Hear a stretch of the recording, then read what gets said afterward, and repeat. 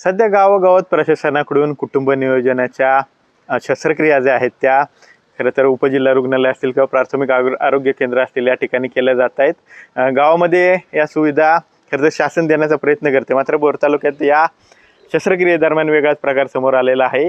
या शस्त्रक्रिया कराव्यात यासाठी नर्स असतील, आशा सेविका असतील, या घरोघरी जात आहेत आणि खरं तर ज्या महिला आहेत त्यांना ही शस्त्रक्रिया करा म्हणून प्रवृत्त करतात. आणि असेच करंदी, खेबा असेल किंवा इतर जी गावं आहेत आसपासची, सगळ्या गावांमध्ये बोर तालुक्यातल्या अशा प्रकारे आशा सेविका गेल्या होत्या आणि अशाच प्रकारे एका गावातील महिला आहे तिच्या घरी सुद्धा अशा प्रकारे आशा सेविका गेली होती आणि त्यांना हे ऑपरेशन करण्यास त्यांनी भाग पाडलं किंवा ऑपरेशन करा असं सांगितलं. आणि ऑपरेशन करायला प्राथमिक आरोग्य केंद्रात न जाता एका खाजगी दवाखान्यात त्यांना एकूण 40 ते 42 महिला होत्या. या सर्व महिलांना आणण्यात आलं आणि त्यानंतर तिथे आणण्यात आल्यानंतर खरं तर हे ऑपरेशन मोफत असतं, मात्र या महिलेकडून ते मोफत असून सुद्धा 2,000 रुपये ऑपरेशनचे मागण्यात आले. त्याचबरोबर ऑपरेशनसुद्धा चुकीच्या पद्धतीनं केलं असं या महिलेचा आरोप आहे. भूल चढलेली नसताना सुद्धा हे ऑपरेशन करण्यात आलं असं या महिलेचा आरोप आहे. नक्की काय घडलं त्यांच्यासोबत आपण त्यांच्याकडून जाणून घेऊया.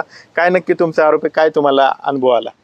माझा फक्त एवढाच आरोप आहे की त्यांनी घरी येऊन असं म्हणले की तू ऑपरेशनला चल. मी जात नसताना सुद्धा माझ्यावरती जबरदस्ती केली. मला म्हणले की आता चल, तुझं व्यवस्थित सगळं ऑपरेशन होईल, परत सकाळी कामाला वगैरे सगळी व्यवस्थित हे होशील, रिकवर होशील, असं त्यांनी मला सांगितलं.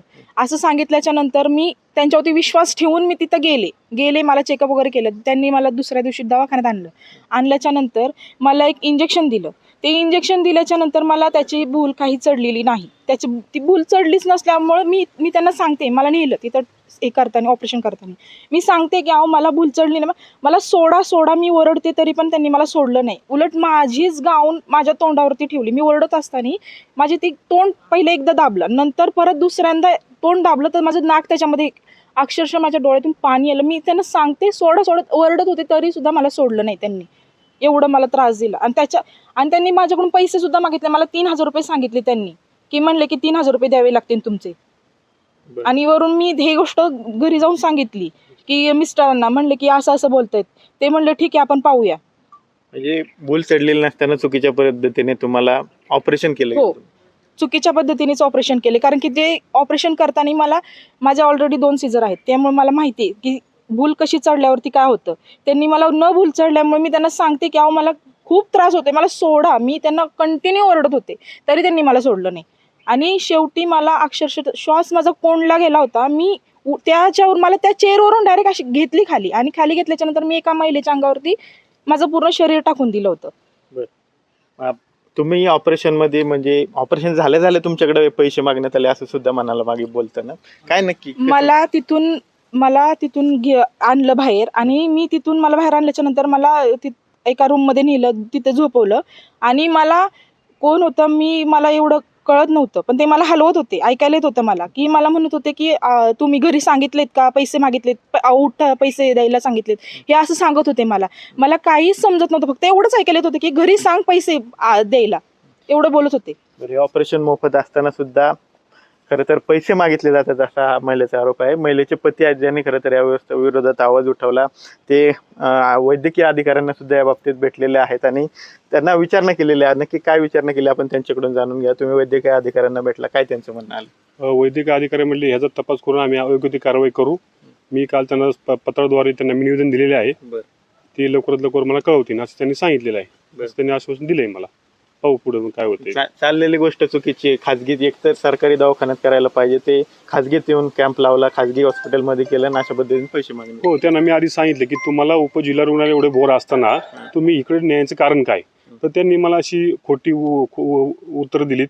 आणि पाहतोय तर त्यांनी सिद्धिविनायक हॉस्पिटल म्हणून नसापूर त्या ठिकाणी मला ते घेऊन आलीत. बरं, तुम्ही रेकॉर्डिंग सुद्धा केलेलं आहे ते पैसे मागतानाच, कुणाचा आवाज आहे, काय नक्की तुमच्याकडे मागणी? माझ्या मिसेस ऑपरेशन झाल्यानंतर त्यांच्याकडे मागणी केली. त्या मिसेस म्हणले की माझ्या मिस्टरांना फोन करा. त्यावेळेस ते मला फोन आला की तुम्हाला सांगितलं नाही का आशा वर्करने की तुम्हाला 2,000 रुपये द्यायला लागतील म्हणून.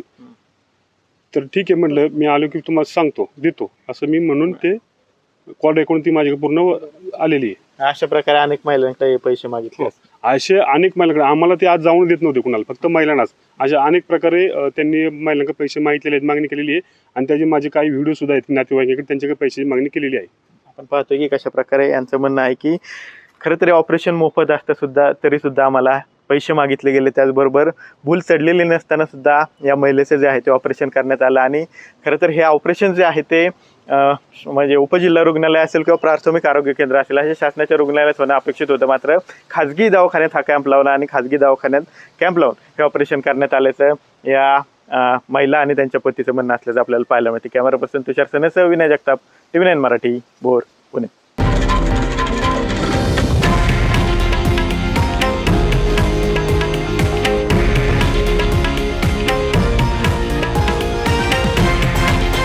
हे आहे देशातील नंबर 1 न्यूज नेटवर्क आणि आपण पाहत आहात TV9 मराठी, एकमेव.